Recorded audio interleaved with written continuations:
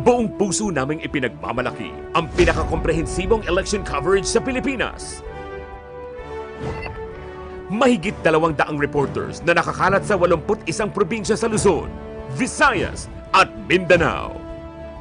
Sa pakikipagtulungan ng Philippine Information Agency, Radyo Pilipinas, Philippine News Agency, IBC, Systems Technology Institute, at sa lahat ng aming social media platforms.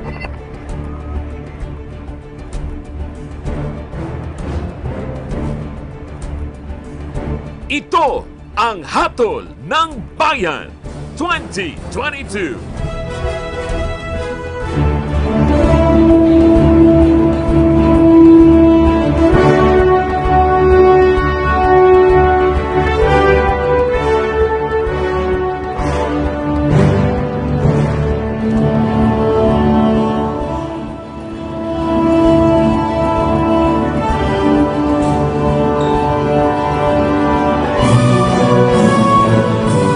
Magandang umaga, Pilipinas. Isang makasaysayang araw ang sama-sama nating masasaksihan ngayong araw ng Lunes at Huwebe ng Mayo taong 2022. Ngayong araw, nakatakda pong bumoto at nasa higit 67 milyong Pilipinong botante para ihalal ang susunod na mga lider ng bansang Pilipinas. Ako po si Aljo Bentijo. At ako po, si Isa Leton. Ihahatid namin ang pinakahuling mga sitwasyon mula sa Luzon, Visayas at Mindanao ngayong araw ng halalan. Non-stop po ang aming mga pagtutok mula ngayong Lunes alas 5:30 ng umaga hanggang sa madaling araw ng Miyerkules. 48 oras po yan ng mga balita at impormasyon para sa inyo, para sa bayan.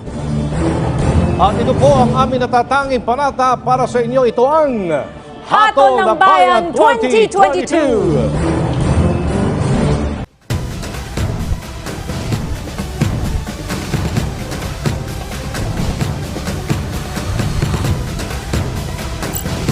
Kami ay para sa mga masang Pilipino. I'm the most qualified, I'm the most competent, I'm the most experienced. Kung gusto nyo ng peace of mind, available ako. Tao muna! Ang kampanya ko doon sa mga mahihirap.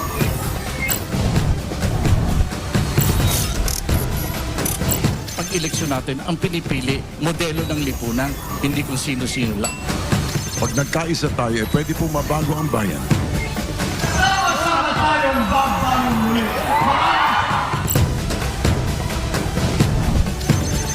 Ang problema noon ay problema pa rin ngayon. Gobyernong tapat, angat buhay lahat. Hindi po ako ang pag-asa, kundi ang ating Diyos.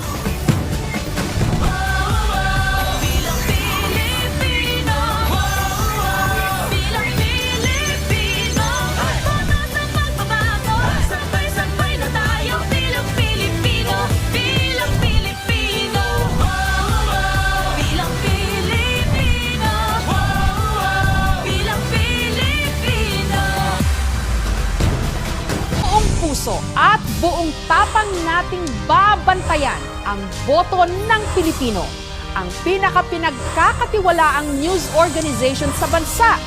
Reporting for duty. Ito ang Eleksyon 2022, the GMA News and Public Affairs Election Coverage. Katotohanang magpapalaya sa bayan. Katotohanang magpapalaya sa bayan. Katotohanan ng panananatin sa bayan. Dapat totoo, buong puwersa ang GMA News and Public Affairs sa paghahatid ng pinakamalalaking balita mula sa pagbubukas ng mga voting precinct hanggang sa bilangan at proklamasyon ng mga waging kandidato. At dahil tapos na ang kampanya, ang boto nyo ang bida ngayong araw. Kami po ang inyong mga tagapagbalita sa makasaysayang araw na ito. Magandang umaga, ako po ang inyong kapuso, Jessica Soho. Ako naman ang inyong igan, Arnold Glavio. Ato Maralyo naman po. Sama-sama tayo ngayong eleksyon 2022. Halos isang oras na lang po, 6:00 A deeply divided nation that stands at the crossroads. More than 65 million voters are expected to deliver their verdict today with hopes of a better tomorrow. On a single ballot, each Filipino voter will make a decision. Who will take over from Rodrigo Duterte? Who will be the next vice president? And who will take up 12 Senate seats, 300 lower house seats, and some 18,000 local positions? Amid our many challenges, from a deadly pandemic to lost jobs and closed schools, the list goes on. Hirap din po kami, wala kaming kita. Sana tuloy-tuloy na yung na hindi na magkaroon ng COVID, di ba? At sana magkaroon na tayo ng kapayapaan. Today, Filipinos will decide. This is a CNN Philippines special coverage. The Filipino votes, Election Day 2022. Good morning and welcome to this CNN Philippines special, The Filipino Votes. I'm Rico Hizon. And I'm Ria Tanwat Cotrillo. Throughout the day, we'll give you news and information you need to know as Filipino voters. I'm Paulo Abrera, and all day here on CNN Philippines, we'll keep a close watch on the progress of today's vote, and we'll bring you the results as we get them. CNN Philippines is your most trusted destination for live, up-to-the-minute, and in-depth coverage of today's historic vote.